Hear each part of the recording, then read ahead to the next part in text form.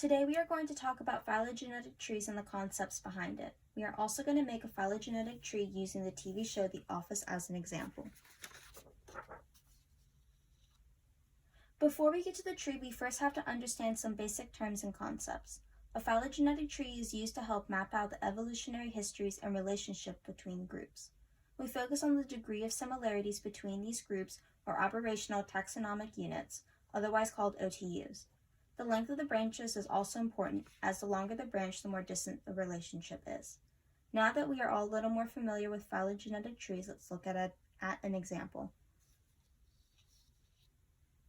We start off with the TV show The Office, which focused on a mid-sized paper company called Dunder Mifflin in the northeast part of the United States. Branching off of The Office, we have a branch that is for Dunder Mifflin Corporation and then Greg Daniels. This is the outgroup because while Greg Daniels was the main producer and creator behind the show, he was not actually in the show as a character, so he is diverging the most from the rest of the tree. Since we have an outgroup, we now know that our phylogenetic tree is a rooted tree. A rooted tree just shows that we now have a direction of ancestral relationships, so it is easier to trace. Moving on, we see that Dunder Mifflin Corporation, we have two branches, one that is for corporate and one that is for the Scranton branch. This divergence is known as cladogenesis, which is one lineage, or the Dunder Mifflin lineage, split into two branches, the corporate and Scranton branch.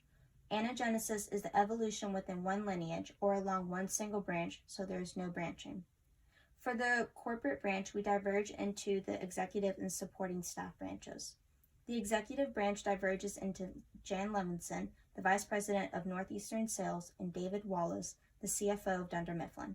Both of these characters worked as an executive, so their most recent common ancestor is being an executive. A most recent common ancestor is represented by an internal node. An internal node just represents common ancestors before divergence. Moving to the support staff, we see the divergence into Hunter Raymond, Jan Levinson's assistant, and Sadiq, the IT guy.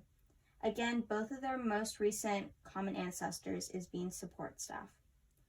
The show focused heavily on the specific branch of Dunder Mifflin in Scranton, Pennsylvania. From the Scranton branch, the departments of accounting and sales diverge. From accounting diverges Angela Martin and Kevin Malone, whom are accountants. In sales diverges Jim Halpert and Dwight Schrute, whom are salesmen.